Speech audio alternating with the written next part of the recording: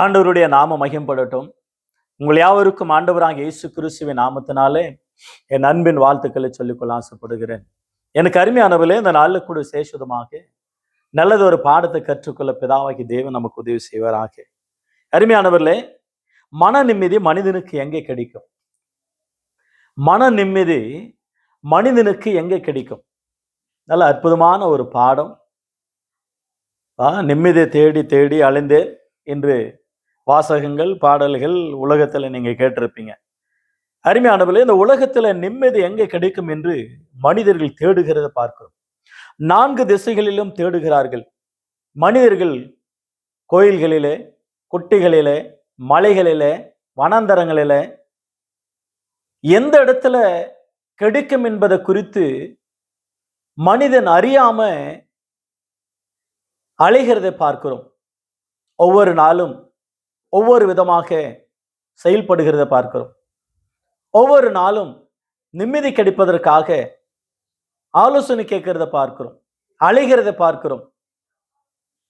அநேக மனிதர்கள் டூரு போலாமா, ட்ரிப்பு போலாமா, அப்படி வனாந்தரத்தில் போய் கொஞ்சம் ரெஸ்ட் எடுக்கலாமா, நிம்மதி அங்கேயாவது கிடைக்குமா, சமாதானம் கிடைக்குமா, சந்தோஷம் கிடைக்குமா, இளைப்பாறுதல் கிடைக்குமா, மனம் அமைதி கிடைக்குமா என்று மனிதன் அங்கங்க பார்க்கல. பெங்களூர்ல பார்த்தீங்கன்னா நீங்க அந்த கப்பன் பார்க், லால்பாக்னு சொல்லுவாங்க, ஜனங்களை குவிஞ்சு கிடப்பாங்க பாருங்க. தனித்தனிமையா உட்கார்ந்து அழுகிறவன் இருப்பாங்க. சோகத்தை யார் இடத்துல சொல்லுவதுன்னு புலம்பிக் கொண்டு இருக்கிற வாலிபர்கள், வாலிப கன்னிகள், கல்யாணம் ஆனவங்க, திருமணமான கணவன் மனைவி பேசல நேரங்களில் நிம்மதியை தேடி தனிமையில அமைதியாக அழுகிற அந்த அழுகின் சத்தம் அவங்களோட முகத்துல தெரியும். அகத்தின் அழகு முகத்துல தெரியும் என்று சொல்லுவார்கள் இல்ல. அவனமாகவே நிம்மதி மனிதனுக்கு எங்க கிடைக்கும்? எங்க கிடைக்கும்? மனிதனுக்கு தேடி அலைகிறத பார்க்கிறோம். ஒருவேளை மனிதனுக்கு நிம்மதி கிடைக்காம தூக்கு போட்டுன்னு இறந்துறத பார்க்கிறோம். சூசைட் செய்து கொள்கிறார்கள். தூக்கு கயிறை பார்க்கறான், பூச்சி மருந்தை சாப்பிட்றான், தற்கொலை செய்து கொள்ளுகிறான், ட்ரெயின்ல போய் விழுந்துடுறான், கிணத்துல விழுந்துடுறான், பெரிய பெரிய டேமுங்களை பார்த்து அந்த டேமில் விழுந்துடுறான், தன்னை தற்கொலை செய்து கொள்ளுகிறத பார்க்கிறோம். காரணம் என்னவென்றால் மனம் அமைதி இல்லை, மன நிம்மதி இல்லை, மன சமாதானம் இல்லை, எனக்கு பீஸ் ஆஃப் மைண்ட் இல்லை, நோ பீஸ் ஆஃப் மைண்ட். ஆகவே நான் சூசைட் அட்டன் பண்ணுகிறேன். அந்த சூசைட் அட்டன் பண்ணிடுறாங்க. விவசாயிங்க பார்க்குற ஒரு பக்கம் விளைச்சல் இல்லை, ஆகினால நிலத்திலேவே நிலத்துக்கு போட வேண்டிய பூச்சி மருந்தை தானே குடித்து தற்கொலை செய்து கொள்ளும். காதலர்களை பார்க்கிறோம். ஒரு பக்கமாக ஒரு சைடு காதல், அந்த பொண்ணு காதலிக்காத இவர் காதலிப்பாரு. கடைசியில அந்த ப்ரொபோசல் பண்ணும் பொழுது சொல்லுவாங்க, நீ என் சகோதரன், தற்கொலை செய்து கொள்ளு. காதலித்து காதல் தோல்விகள், மன நிம்மதி, no love failure, love failure, but தற்கொலை. படிப்பில் ஃபெயில் ஆகுனா தற்கொலை. நீங்க 10 முறை ஃபெயில் ஆனாலும் தற்கொலை செய்யக்கூடாது, மறுபடியும் பாஸ் பண்ணணும். ஃபெயில் நம்முடைய வாழ்க்கையில் ஒரு நல்ல ஒரு பாடம். பாஸ் பெருசல்ல, ஃபெயில் ஆகி லைஃப்ல ஒரு டன், ஒரு லெசன் அட்டகாசமா இருக்கும் உன்னுடைய வாழ்க்கை. வாழ்க்கை என்பது மேடு பள்ளங்கள், வாழ்க்கை என்பது தோல்வியும் வெற்றியும், அதுதான் வாழ்க்கை. கசப்பு இனிப்பு எல்லாத்தையும் ஆண்டவர் பூமியில வைத்தார், அதுதான் வாழ்க்கை. மன நிம்மதி மனிதனுக்கு கிடைக்கும், எங்க கிடைக்கும் என்பது குறித்து மனிதர்களுக்கு தெரியாது. ஆகவே இந்த பாடம் நல்ல அற்புதமான ஒரு பாடம். உங்க வாழ்க்கையை மாற்றும், ஒரு வாலிபனை மாற்றும், ஒரு தேசத்தை மாற்றும், ஒரு சமுதாயத்தை சீர்திருத்தி கொண்டு வந்து நிறுத்தும் என்பது குறித்து மறந்து விடக்கூடாது. நிம்மதி எங்க கிடைக்கும்? சில பேர்கள் பேர் இருக்கும் பாருங்க, சாந்தின்னு பேர் இருக்கும், சமாதானமே இருக்காது. சமாதானம்னு கூட பேர் இருக்கும், எங்க தங்கச்சி பேரே சமாதானம் தான். தேவதானம், சமாதானம், குணாதானம் எல்லாம் தானங்க தான் எங்களோட வாழ்க்கையில. ஆனா ஆண்டவர் எப்படியோ எங்களுக்குள்ள இருக்கிறதுனால தேவ கிருபை எங்களை தாங்கி கொண்டு இருக்கிறது. அதுக்கு அடுத்தது சந்தோஷம்னு பேர் வைப்பாங்க. சந்தோஷமா இருக்காது. ஆரோக்கியம், ஆரோக்கியம். எப்ப பார்த்தாலும் ஹாஸ்பிட்டல். தெலுங்குல கூட இருக்கும். சுவார்த்தமான்னு வைப்பாங்க. ஒருத்தருக்கும் சுவிசேஷம் சொல்ல மாட்டாங்க. சாந்தாமான்னு பேர் வைப்பாங்க. அது சாந்தமா இருக்காது. சாத்தான் மாதிரியே இருக்கும். ரொம்ப பேர்கள்ல ஆசீர்வாதம்னு பேர் வைப்பாங்க. அவன் சாபம் முடிச்சவனா இருப்பான். தரித்திரம் முடிச்சவனா இருப்பான். பேருக்கு தகுந்த மாதிரியோ மனிதர்கள் வாழ்கிறதில்லை பார்க்கிறோம். எனக்கு அருமையானவர்களே, மனிதர்கள் நிம்மதியை இழந்து போனார்கள், சமாதானத்தை இழந்தார்கள், சந்தோஷத்தை இழந்தார்கள், தேவனே இழந்தார்கள். ஆதியாகமம் 3ஆம் அதிகாரம் 8ஆம் வசனம். ஆதியாகமம் 3ஆம் அதிகாரம். ஆதியாகமம் 1ஆம் அதிகாரத்தில் சிருஷ்டியெல்லாம் சிருஷ்டித்தான், மனிதனையும் படைத்தான். 2ஆம் அதிகாரத்தில் அவர்களை ஆசீர்வதித்து வேண்டிய வேலையும் எல்லாவற்றும் தந்தார். 3ஆம் அதிகாரத்தில் வாசிக்கிறோம், தேவன் பகலின் குளிர்ச்சியான வேலையில மனிதனோடு கூட சம்போசனம் செய்வார். அதாவது அவங்களோடு கூட பேசுவார். பகலின் குளிர்ச்சியான வேலையில ஆதாம் ஏவாள் ஆண்டவர் அவங்களோடு கூட இணைந்து அற்புதமாக ஐக்கியமாக பேசுகிற ஒரு நேரம்.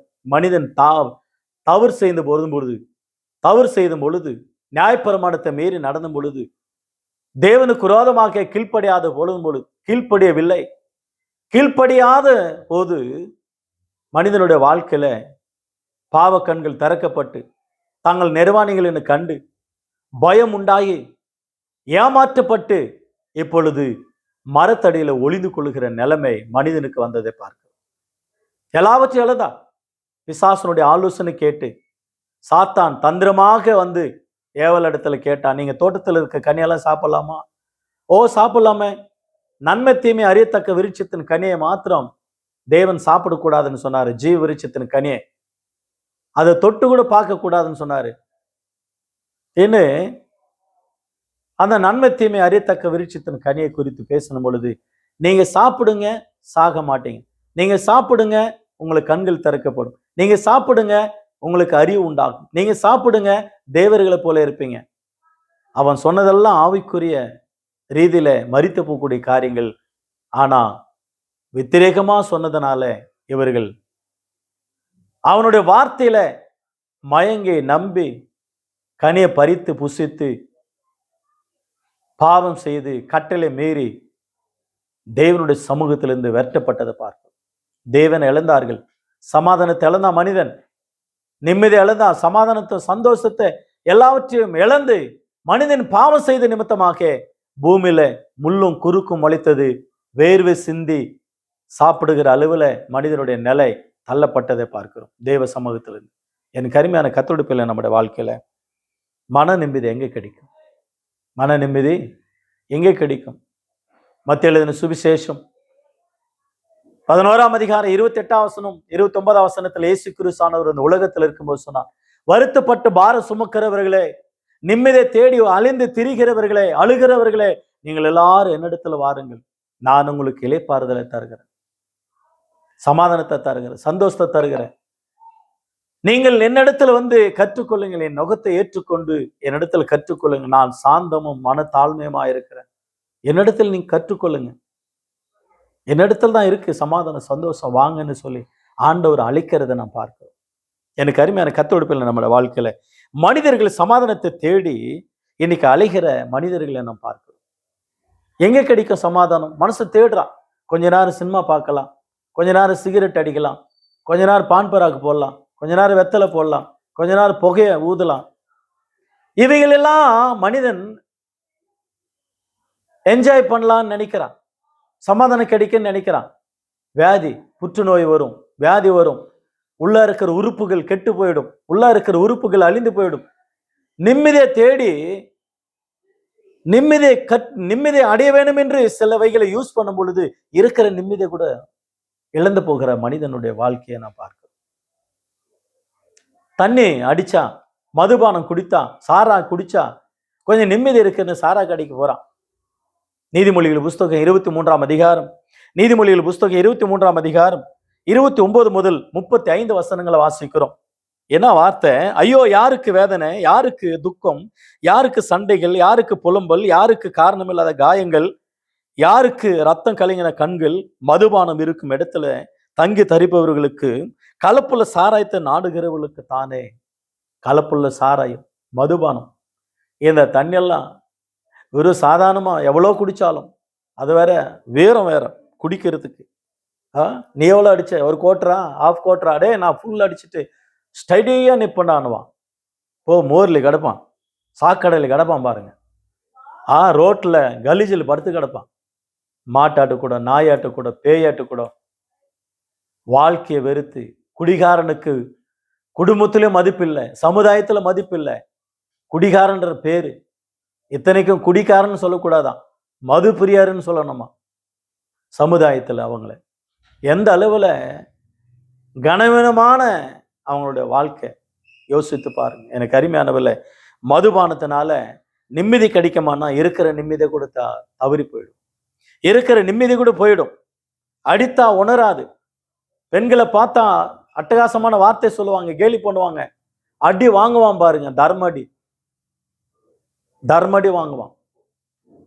தூக்கிட்டு வோல்டேஜ்ல போட்டு ஒரே அடி அடின்னு அடிக்க வேண்டியதுதான். அடிச்சாலும் உணர்வில்லை. அது பாத்திரத்துல பல பலாப்பா தோன்றும் பார்க்கறதுக்கு. குடிச்ச பிற்பாடு தான் மெதுவா இறங்கும். பாம்பை போல உன்னை கடிக்கும். உன்னை நரகத்துக்கு கொண்டு போறது தான் அது. இருக்கிற நிம்மதியை இழந்து போவாய். சாரா கடிக்க போனேனா, பீரு கடிக்க போனேனா, தண்ணி அடிச்சானா, இருக்கிற நிம்மதியை கூட இழந்துருவாய். ஏசாயா 5ஆம் அதிகாரம் 11ஆம் வசனம் 12ஆம் வசனத்துல வாசிக்கிறோம். அதிகாலையில இருட்டோடு எழுந்து சாரா கடையில போய் நிக்கிறான். சாரா கடை குறித்து ஒரு வீடியோ ஒண்ணு பார்த்தேன். அது கிளீன் பண்றது இல்லை, சாணி தெளிக்கிறது இல்லை, தண்ணி தெளிக்கிறது இல்லை, பெருக்கிறது இல்லை, அது சுத்தம் செய்யறது இல்லை. ஆனா கொட்டோன்னு கொட்டுதான் பணம். ஆளையில இப்ப நின்னுப்பான் பாருங்க, பல்லு வளர்க்காதே லைன்ல. என்னவோ குடும்பத்தை காப்பாத்துற மாதிரி இப்ப நின்று இருப்பான் பாருங்க. குடும்பத்தை காப்பாத்துறதுல, குடும்பத்துல இல்லாதபடிக்கு சாகறதுக்காக லைன்ல நிற்பான் காலையில் அதிகாலையிலே. தங்களை சூடாக்கும்படி குடிச்சாதான், இல்லைன்னா கை கால் உதறையா, இல்ல வேலை செய்ய முடியாது. எப்படி அடிமையாயிருக்கான் பாருங்க, எப்படி அடிமையாக ஆக்கப்பட்டு இருக்கிறான் பாருங்க பிசாசு மூலமாக. அந்த 12ஆம் வசனத்துல மேல தாளங்கள், சந்தோஷம், கீத வாக்கியங்கள் கேட்கணும். 22ஆம் வசனத்துல கூட நீங்க பாத்தீங்கன்னாக்கா, அந்த கள்ள சாராயத்தை நாடி போகிறவர்களுக்கு ஐயோ, மரணம் வரும். எந்த நேரத்துல என்ன நடக்குன்னு தெரியாது. எத்தனையோ பேர் குடிகாரில் கல்லறையில் இருக்கிறாங்க. கிட்னி போய், லிவர் போய், லென்ஸ் போய், உள் உறுப்புகள் எல்லாம் அழிந்து நாசமாய் குடும்பங்களில் வேதனையோடு இருக்கிற எத்தனையோ மதுபான பிரியர்கள் இருக்கிறாங்க. மனந்திரும். ஒருவேளை மதுபானம் குடித்தா நிம்மதி வரும்னு நினைக்கிறாயா? நெவர். இருக்கிற நிம்மதியை கூட இழந்து போவாய். ரெண்டா, வேசித்தன நிமித்தமாக உபச்சாரம் செய்தா, வேசித்தனம் செய்தா நமக்கு நிம்மதி வரும் அப்படின்னு நினைக்கிறான். எய்ட்ஸ் நோய் தான் வரும். எய்ட்ஸ் நோய் தான் வரும், நிம்மதி வராது. இன்னும் இருக்கிற நிம்மதியை கூட இழந்து போவாய். நியாயாதிபதிகள் புஸ்தகம் 16ஆம் அதிகாரம் 16ஆம் வசனத்துல சிம்சோனை குறித்து நாம் பார்க்கிறோம். அவன் தேலிலால் வேசியின் மடியில போய் படுத்திருந்து, அவள் அவனுடைய பலன் எங்க இருக்குன்னு ஒவ்வொரு நாளும் அவனை கேட்டு கேட்டு கேட்டு விசனப்படுத்தி அவன் சாகத்தக்கதாக அவன் ஆவியில விசனப்பட்டான். பலசாலிதான், அறிவாளிதான், புத்தி உள்ளவன் தான். வேசியின் மடியில போய் படுத்தான். உபச்சாரம், ஏதோ ஒரு உபச்சாரம் பண்ணா, லவ் பண்ணா சந்தோஷம் கிடைக்கும். சந்தோஷம் அல்ல, மரணத்திலும் கசுப்பானவள் உபச்சாரியானவள். மறந்து விடக்கூடாது. வேசித்தனமும் உபச்சாரமும் உன் உயிரை வேட்டையாடுமே தவிர, உனக்கு இருக்கிற சந்தோஷத்தை இழந்த நடுத்தருவில் நிற்பே தவிர நிம்மதி கிடைக்கிற இடம் அல்ல. அது பாதாளத்துக்கு போகிற இடம். அதனால்தான் நீதிமொழிகள் 5ஆம் அதிகாரத்திலும் 7ஆம் அதிகாரத்திலும் வாசிக்கிறோம். அற்புதமான வார்த்தைகளை வாசிக்கிறோம். வேசியானவள் உன்னை பாதாளத்தை கொண்டு விடுவார். நீ திரும்பி வராத ஒரு பாதை, அது போகாத. சிம்சோன் மரணத்தை கண்டடைந்தான், நிம்மதி இழந்தான். 2 சாமுவேலின் புஸ்தகம் 13ஆம் அதிகாரம் 1 முதல் 3 வாக்கியங்களை வாசிக்கிறோம். 28ஆம் வசனத்துல வாசிக்கிறோம். 2 சாமுவேல் 13ஆம் அதிகாரம் 1 முதல் 3 வாக்கியங்கள், 28, 29 வாக்கியங்கள் கூட வாசிக்கிறோம். அம்மோனுக்கு வியாதி வந்தது. அந்த வியாதி எப்படிப்பட்டதுன்னா, ஒரு பெண் மேல, தாமார் மேல மோகம் கொண்டவனாய், அவளை கெடுக்கணும், அவள் இடத்துல அடையணும், அவளோடு கூட சயனிக்கணும் என்று சொல்லி நினைத்தான். தந்திரமாக அவனுக்கு ஆலோசனை சொல்லுகிறவன் யோனதாப் ஒருத்தன் இருந்தான். அந்த யோனதாப் சொன்ன வார்த்தையின்படி கேட்டான். 16, 17 வாசிக்கிறோம். தாமாரை கற்பழித்தான்.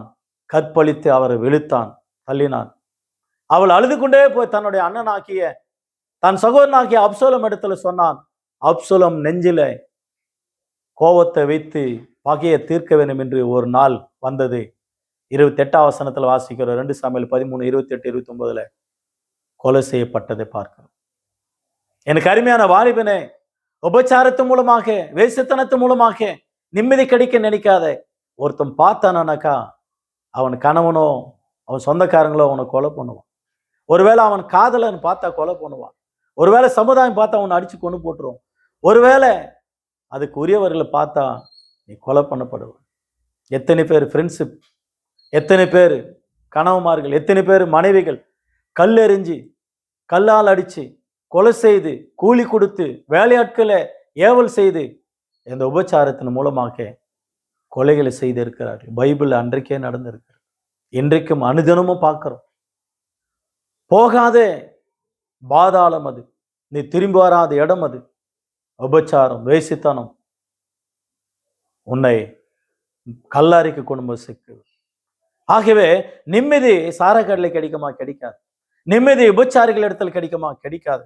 ஆட்டம், பாட்டம், உபச்சாரம், வேசித்தனம் இவைகள் உன் உயிரை வாங்குமே தவிர, உனக்கு கொன்று போடுமே தவிர உனக்கு நிம்மதி கொடுக்காது. பணம். எக்லிசியா பிரசங்கின் புஸ்தகம் 5ஆம் அதிகாரம் 10, 11, 12 வாசிக்கிறோம். பிரசங்கி 5ஆம் அதிகாரம் 10, 11 பணப்பிரியான் பணத்தினால் திருப்தி அடைவதில்லை. செல்வ பிரியான் செல்வத்தினால் திருப்தி அடைவதில்லை. பொருள் பெருகினால் அது தின்கிறவர்களும் பெருகுவார்களாம். 12 வாசிக்கிறோம். அற்புதமான ஒரு வார்த்தை. என்ன வாசிக்கிறோம் என்றா, வேலை செய்கிறவன் கொஞ்சமா சாப்பிட்டாலும் அதிகமா சாப்பிட்டாலும் நிம்மதியை தூங்குவான். ஆனா செல்வாக்கு உள்ளவனோ சாப்பிட இயலாது, தூங்கவும் இயலாது, தூக்கம் வராது. பணம் கொஞ்சம் இருந்தா, நமக்கு 1 கோடி இருந்தா போதுங்க, நிம்மதி வராது. பணம் கொஞ்சம் இருந்தா பணம் நம்மளை காப்பாற்றும். பணம் அதிகமா இருந்தா அத்தை நம்ம காப்பாற்றணும். எப்படி பார்த்துங்க? ஆகவே நீதிமொழிகள் புஸ்தகம் அநேக இடங்களில் அற்புதமான வார்த்தைகள் எடுத்து வரைத்திருக்கிறார் சாலமோனானவர். ஆகதான் பிரசங்கி 2ஆம் அதிகாரம் 1 முதல் 12 வாக்கியங்களை நீ வாசித்தீங்கன்னா, பிரசங்கி Ecclesia, the book of Ecclesia, chapter 1, 1 to 12 words. அந்த பிரசங்கி 2ஆம் அதிகாரத்துல 1ஆம் வசனம் 2ஆம் வசனத்துல சொல்றாரு, சந்தோஷத்தை அனுபவிப்பது. எவ்வளவு சந்தோஷம்! தன்னுடைய ஆத்மாவை பார்த்து சொல்றாரு, வா உன்னை சந்தோஷத்தை நான் நிரப்புவேன் அப்படின்னு கூப்பிடுற தான் ஆத்மாவை. எவ்வளவு சந்தோஷம்! ஒரு மனுஷனுக்கு எவ்வளவு பணம் இருந்தா சந்தோஷம், எவ்வளவு நகை இருந்தா சந்தோஷம், எவ்வளவு வண்டி இருந்தா சந்தோஷம், எவ்வளவு செல்போன் இருந்தா சந்தோஷம், எவ்வளவு வீடு இருந்தா சந்தோஷம், எவ்வளவு பதவிகள் இருந்தா சந்தோஷம். அதுல உன்னை சந்தோஷப்படுத்துற வான்னு கூப்பிடுறாரு. கூப்பிட்டு சிரிக்கிறாரு. நகைப்பு பைத்தியமாயிடுச்சு. இப்பொழுது வீடுகளை கட்டினார், திராட்சை தோட்டங்களை கட்டினார், சிங்கார வனங்களை கட்டினார், குளங்களை கட்டினார், இப்படி நிலங்களை கட்டினார், வீடுகளை கட்டினார், வேலைக்காரிகள், இப்படியாக ஆடு மாடுகள், திரளான ஆஸ்தி எல்லாமே திரளத்துல வேலைக்காரிகள் கூட அவங்க பிள்ளைங்க அங்கேயே பிறந்து வளர்றாங்க. அந்த அளவுல ஆஸ்தி. ஆனா கடைசியில் சொல்றாரு, இதுவும் மாய, மனதுக்கு சஞ்சலமா இருக்கிறது. எவ்வளோ சந்தோஷத்தை அனுபவிக்க சொன்னார். கண்ணு கண்டதெல்லாம் பார்த்தார். 1 பொண்டாட்டியா 2 பொண்டாட்டியா 1000 பொண்டாட்டி. 1000 பொண்டாட்டியான எப்படி இருந்திருக்கும்? ஒரு பொண்டாட்டிக்கே இவன் தூக்கு போட்டு செத்துறான். எவ்வளோ வேதனைகள், சமாளிக்க முடியல. 1000 மனைவிகள்னா எந்த அளவுல இருந்திருக்கும்? ஆகையினாலதான் அவரு ஒரு பெண்மணி குறித்து எழுதினார். குணசாலியான பெண்ணை கண்டுபிடிப்பவன் யார்? 1 1 2 2 3 4 அப்படியே கண்டுபிடிக்காமே போயிட்டார். எனக்கு அருமையானவர்களே, அதுதான் அந்த சந்தோஷத்துல கூட அது கூட மாய, மனதுக்கு சஞ்சலமா இருக்கிறது, எல்லாம் வேஸ்ட்னு சொல்லிட்டார். ஆகவே எல்லாத்தையும் கொடுத்து பார்த்தாரு, அப்ப கூட நிம்மதி இல்லை. ஒண்ணுமே இல்லாத நிலைமையில நிம்மதி இல்லை, இருந்தும் நிம்மதி இல்லை. அப்ப நிம்மதி எங்க கிடைக்கும்? வாங்க, அற்புதமான வார்த்தைகளை நாம் படிக்கலாம். ஆகவே எனக்கு அருமையான கத்தெடுப்பில் நம்முடைய வாழ்க்கையில நிம்மதி எங்க கிடைக்கும்? நிறைய பேர் சொல்றா, யோபு புஸ்தகம் 7ஆம் அதிகாரம் 13ஆம் வசனத்துல அற்புதமான ஒரு வார்த்தை, என் படுக்கை பெருசா இருக்குது, எங்க வீடு பெரிய பெருசா இருக்குது, எங்க வீட்டுலயா 1 லட்சம் ரூபாங்க கட்டில், 1 லட்சம் ரூபாங்க சோபா, 1 லட்சம் ரூபாங்க எங்களுடைய டைல்ஸ், வீடெல்லாம் நல்லா மார்பிள் கல், அற்புதமாக.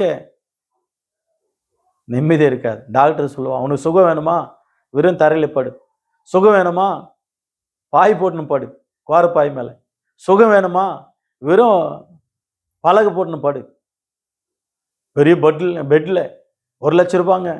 பெருமையா சொல்றவங்களெல்லாம் இருக்காங்க. பெருமையெல்லாம் வெறுமையாகிவிடும். ஆகவே எனக்கு அருமையான கத்தெடுப்பில் நம்முடைய வாழ்க்கையில கத்த நல்லவரா இருக்கிறார். அருமையானவர்களே, சுகம் எங்கே கிடைக்கும்? அமைதி எங்கே கிடைக்கும்? நிம்மதி எங்கே கிடைக்கும்? ஆசீர்வாதம் எங்கே கிடைக்கும்? அந்த நிம்மதியை தருகிறவர் யார்? அநேகருக்கு தெரியாம அழிந்து திரிகிறத பார்க்கிறோம். ரோமர் புஸ்தகம் 3ஆம் அதிகாரம் 11 12 வாசிக்கிறோம். உண்முள்ளவன் இல்லை, தேவனை தேடுகிறவன் இல்லை, எல்லாரும் வழி தப்பி ஏகமா கெட்டு போனார்கள், நன்மை செய்கிறவர் ஒருவனும் இல்லை. எல்லாரும் கெட்டு போயிட்டாங்க. நன்மை உணர்வே இல்லை. எங்க கிடைக்கும் உணர்வு? எங்க கிடைக்கும் சமாதானம்? எங்க கிடைக்கும் நிம்மதி? அதனால்தான் ஆண்டவர் சொல்றாரு, வா வா இயேசுவாண்ட வா. பாடல்கள் உண்ட, வா இயேசுவண்டை வா, உன் இதயத்தை அவரிடம் தா, உன் இதயத்தை அவரிடம் தா. It is wonderful. பழைய பாடல்கள். எனவே மத்தேயு 11ஆம் அதிகாரம் 28 29 வாசிக்கிறோம். வருத்தப்பட்டு பாரம் சுமக்கிறவர்களே, சமாதானத்துக்காக எங்கெங்கோ ஓடி அழிந்து திரிகிற மனிதர்களை பார்த்து சொல்றார், இயேசு வாண்டவா, நீ தேடு நிம்மதி இயேசு தருகிற, நீ தேடு நிம்மதி இயேசு வாண்ட உண்டு. அந்த இயேசுவே சொல்றார், அவர் பரிந்து பேசுகிறார் இருக்கிறார். 1 யோவான் 2ஆம் அதிகாரம் 1 2 வாசிக்கிறோம். சகல உலகத்தினுடைய சர்வலோகத்தின் பாவங்களை சுமந்து தீர்த்து, சாபங்கள் அக்கிரமங்கள் எல்லாவற்றையும் சிலுவையில சுமந்து தீர்த்தா, அந்த சிலுவின் ரத்தம் உனக்கு சமாதானத்தை தரும். கொலோசியர் 1ஆம் அதிகாரம் 20ஆம் வசனத்துல அவர் சிலுவையில் சிந்தின ரத்தத்தின் மூலமாக உனக்கு சமாதானத்தை தருகிறவர். சர்வலோகத்தின் பாவங்கள் சாபங்களை சுமந்து தீர்த்த தேவ ஆட்டுக்குட்டியானவர் இயேசு கிறிஸ்துவின் ரத்தம், இயேசு கிறிஸ்துவின் நாமம், இயேசு கிறிஸ்துவின் வார்த்தைகள், இயேசு கிறிஸ்துவே உனக்கு சமாதானம். உன் உள்ளத்துல இயேசு வருவார், ஆனால் மிகுந்த சமாதானத்தை கண்டறிவார். முதலாவதாக ஏசாயா புஸ்தகம் 26ஆம் அதிகாரம் 3ஆம் வசனத்துல அவர் உறுதியா பற்றி கொண்ட மனிதனுடையவனை அவர் பூர்ண சமாதானத்தோடு காத்துக் கொள்கிறார். Full peace of mind. ஏசாயா 26ஆம் அதிகாரம் 3ஆம் வசனம், சமாதானம், பூர்ண சமாதானம். அவர் கெட்டியா பிடிச்சுக்கணும். புளியாங்கொம்பை பிடிச்சா மாதிரி, குரங்கு பிடிச்சா மாதிரி கெட்டியா அவர் விடவே கூடாது, அவர் விட்டு விலகவே கூடாது. 2ஆவதாக சங்கீதங்களின் புஸ்தகம் 119ஆம் சங்கீதம் 165ஆவது வசனத்துல வாசிக்கிறோம், உமது வேதத்தை நேசிக்கிறவர்களுக்கு மிகுந்த சமாதானம். It is wonderful. பைபிள் சாதாரணமானது இல்லைங்க, ஆண்டவருடைய வேத வசனங்க. அந்த வேத வசனம் நமக்கு ரொம்ப சமாதானம், பீஸ் ஆஃப் மைண்ட். உங்களுக்கு வருத்தமா பைபிளை படிங்க, சமாதானம் வேணுமா பைபிளை படிங்க, ஆசீர்வாதம் வேணுமா பைபிளை படிங்க, பரலோகம் போனோமா பைபிளை படிங்க, நீங்க யாருன்னு தெரியணுமா பைபிளை படிங்க, கடவுள் யாருன்னு தெரியணுமா பைபிளை படிங்க, தேவன் எப்படிப்பட்டவர்னு தெரிந்து கொள்ள வேணுமா பைபிளை படிங்க, இந்த உலகத்தை குறித்து படிக்கணுமா பைபிளை படிங்க. It is wonderful. God gift Bible is amazing words. The word of God, it is Bible. Wonderful. ஆகவே எனக்கு அருமையான கர்த்தருடைய பிள்ளை, நம்முடைய வாழ்க்கையில முதலாவது அவர் கெட்டிய பிடிச்சுக்கணும், அவர் ஏற்றுக்கொள்ளும். இரண்டாவதாக அவருடைய வேத வசனத்தை இரவும் பகலும் படிக்கணும், தியானிக்கணும், துதிக்கணும். அவர் வார்த்தைகள் மரித்தவனை கூட உயிர்ப்பிக்கும். நீங்க ஒரு வார்த்தை சொன்னால் போதும், என் வேலைக்காரர் சுகமாவான். நீங்க ஒரு வார்த்தை சொன்னா போதும், அவர் வசனத்தை அனுப்பி அவர்களை குணமாக்குகிறார்னு சொல்லப்படுது. அவர் வார்த்தையில, அந்த வார்த்தை இந்த உலகத்தை சிருஷ்டித்தது, உன்னையும் என்னையும் சிருஷ்டித்தது, உலகத்தில் இருக்கிறவைகளை சிருஷ்டித்தது.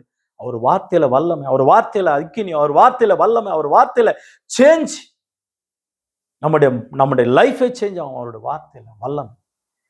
கடைசியாக யோவான் எழுதின சுவிசேஷம் 14ஆம் அதிகாரம் 27ஆம் வசனத்துல வாசிக்கிறோம், என்னுடைய சமாதானத்தையே உங்களுக்கு வைத்து போகிறேன், சமாதானத்தை உங்களுக்கு கொடுக்கிறேன், என்னுடைய சமாதானத்தையே கொடுக்கிறேன், உலகம் தருகிற பிரகாரமாக அல்ல, நான் என்னுடைய சமாதானத்தையே உங்களுக்கு தருகிறேன். யோவான் 14ஆம் அதிகாரம் 27ஆம் வசனத்துல உலகம் தருகிற சமாதானம் டெம்பரரி.